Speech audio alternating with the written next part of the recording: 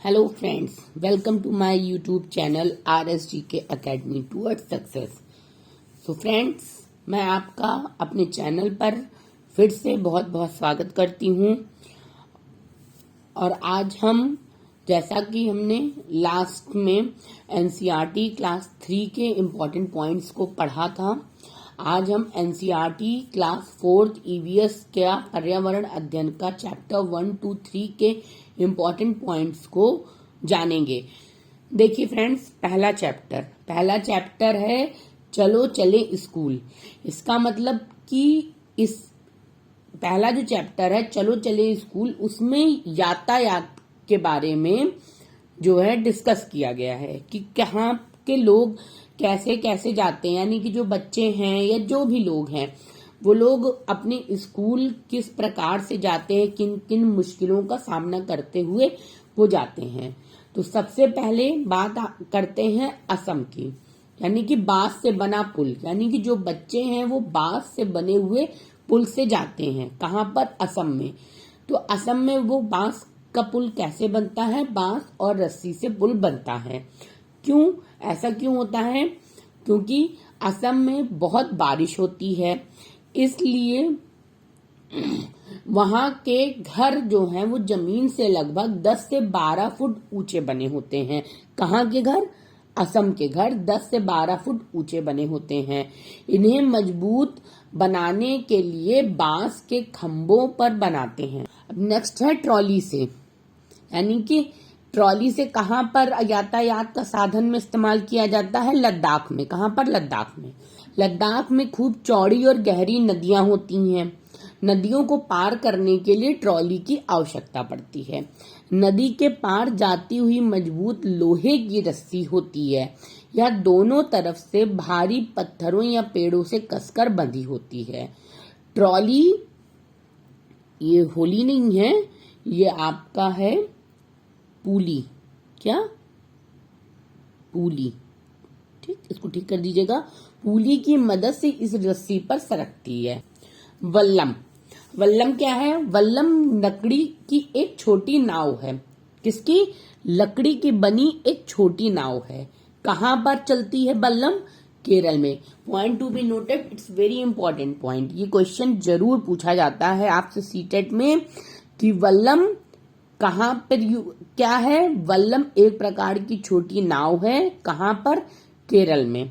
वहाँ केरल के लोग नदी को पार करने के लिए वल्लम लकड़ी की बनी छोटी नाव में बैठकर नदी को पार करते हैं।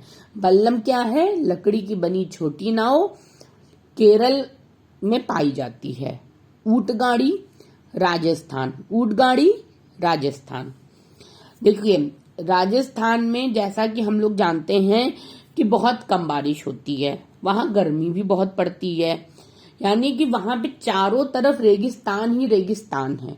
और वो रेत गर्मी से बहुत ज्यादा जो है क्या कहते हैं, गर्म हो जाती है और उस पे चल पाना बहुत मुश्किल है। ऊंट को रेगिस्तान का जहाज कहा जाता है क्योंकि वो रेत में भी मजबूती से चल लेता है। इसलिए राजस्थान में क्या इस्तेमाल होता है? कौन सी? ऊंट गाड़ी। राजस्थान में बारिश बहुत कम होती है और खूब गर्मी पड़ती है।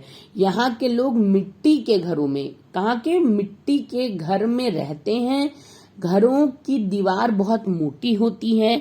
इन दीवारों को मिट्टी से लीप कर सुंदर बनाया जाता है। छत को कटीली झाड़ियों से बनाया जाता है। कटीली झाड़ियों से क्यों? ताकि कोई कीड़े मकोड़े ना लगे, जानवर उन्हें खा ना सकें। देन नेक्स्ट, मैदानी इलाके में। अब देखिए, मैदानी इलाके में किससे जाते हैं? मैदानी इलाके में लोग बैलगाड़ी से जाते हैं। जैसे गांव है, एक गांव से दूसरे गांव बच्चों को जाना है पढ़ने के लिए, तो वो बैलगाड़ी पे बैठ के चारों तरफ हरियाली देखते हुए जाते हैं।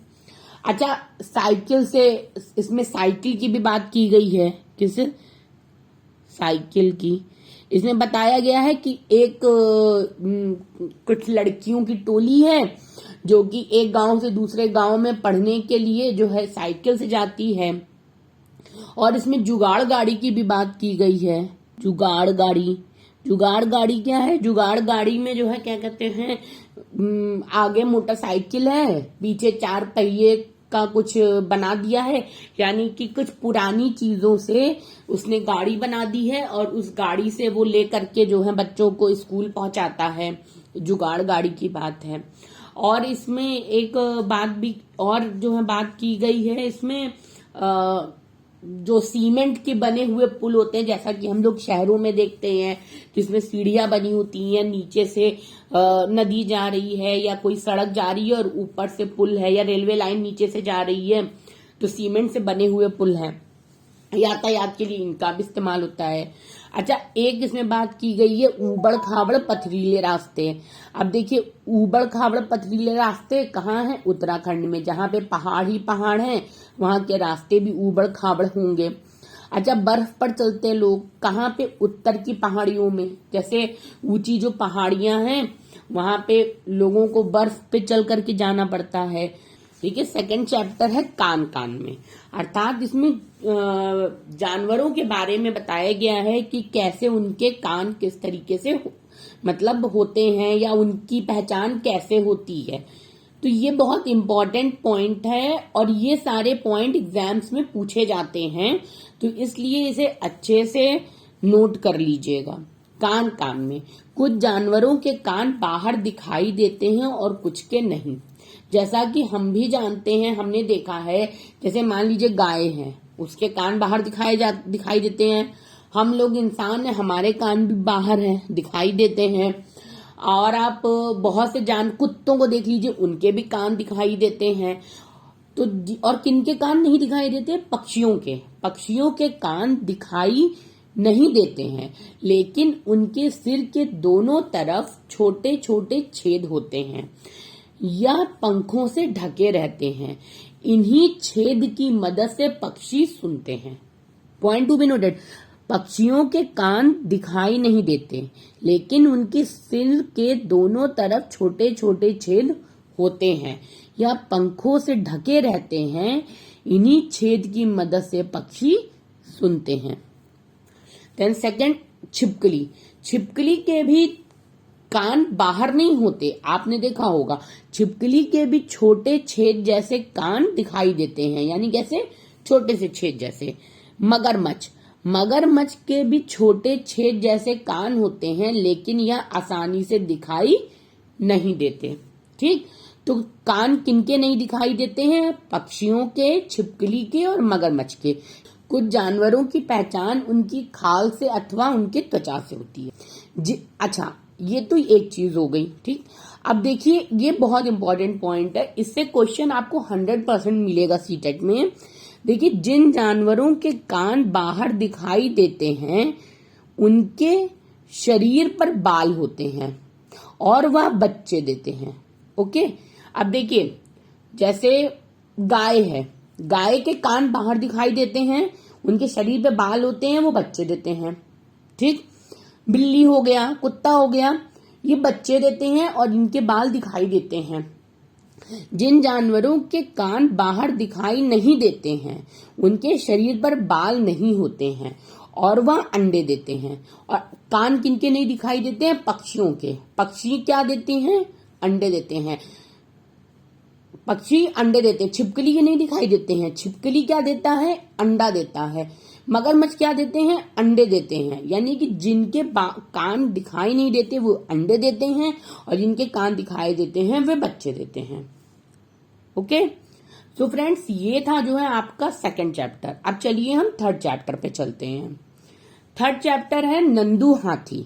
देखिए, इसमें बात की गई है, एक हाथी है, हाथी के बारे में। एक नंदू हाथी है जो कि छोटा सा है और वो कहीं पर जो है किसी जंगल में कहीं पर वो गया है और वो अपने साथ में, सबके साथ में खेल रहा है। तो हाथी के बारे में जो इंटरेस्टिंग बातें हैं, जो इम्पोर्टेंट और जो एग्जाम्स में जरूर पूछी जाती है, उसके बारे में हम देखते हैं। एक बड़ा हाथी एक दिन में 100 किलोग्राम से ज्यादा पत्ते, इसको काट दीजिए,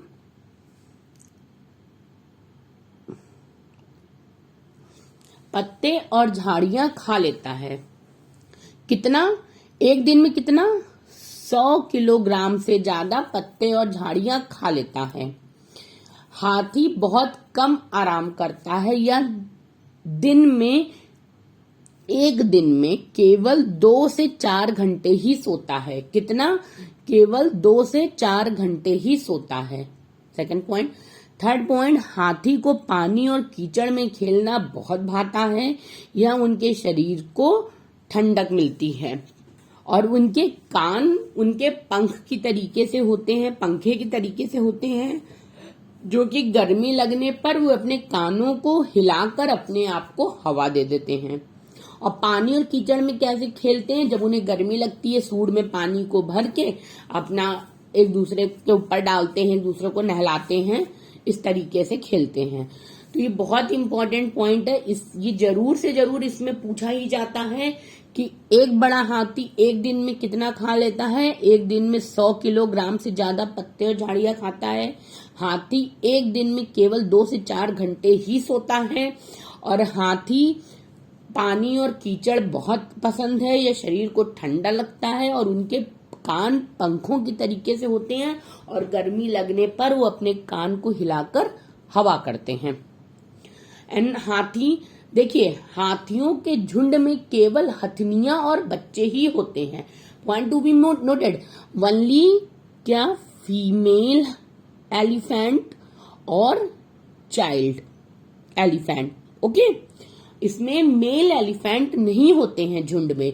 झुंड में केवल हथनियां और बच्चे ही रहते हैं।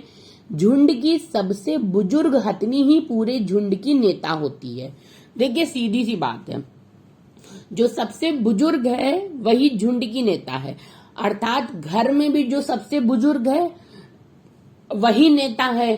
फिर चाहे वो आपके घर में दादी हो, चाहे वो नानी हो, चाहे वो कोई भी हो, जो भी बड़ी हैं वो घर की नेता है। वैसे ही हाथियों के झुंड में जो सबसे बुजुर्ग हथनी है वो पूरे झुंड का नेतृत्व करती है, वो उनकी नेता होती है। एक झुंड में 10 से 12 हथनियां और बच्चे होते हैं। यानी एक झुंड में टोटल कितने लोग होते हैं, कितने हाथी हथनी होते हैं? सॉरी, हथनियां और बच्चे, हाथी नहीं। ओके, 10 से 12, कितने? 10 से 12। और हाथी 14 से 15 साल तक ही झुंड में रहते हैं। अर्थात देखिए, अगर मेल हाथी है तो वो 14 से 15 साल तक ही झुंड में रहता है। उसके बाद वह झुंड को छोड़कर चला जाता है, अकेले रहता है। लेकिन अगर फीमेल हाथी है तो उन्हीं के साथ रहेगी। तो इसमें इंपॉर्टेंट पॉइंट क्या है कि झुंड में केवल हथनियां और बच्चे ही रहते हैं। बुजुर्ग हथनी ही पूरे झुंड की नेता होती है। 10 से 12 हथनियां और बच्चे ही होते हैं और 14 से 15 साल तक के झुंड में रहते हैं और उसके बाद झुंड को छोड़ के चले जाते हैं। सो फ्रेंड्स, ये था चैप्टर 3 का इंपॉर्टेंट पॉइंट। आई होप आपको आज का सेशन अच्छा लगा होगा। सो फ्रेंड्स, मेरे साथ ऐसे ही जुड़े रहिए और मेरे चैनल को देखते रहिए। So thanks for watching this video. Thank you.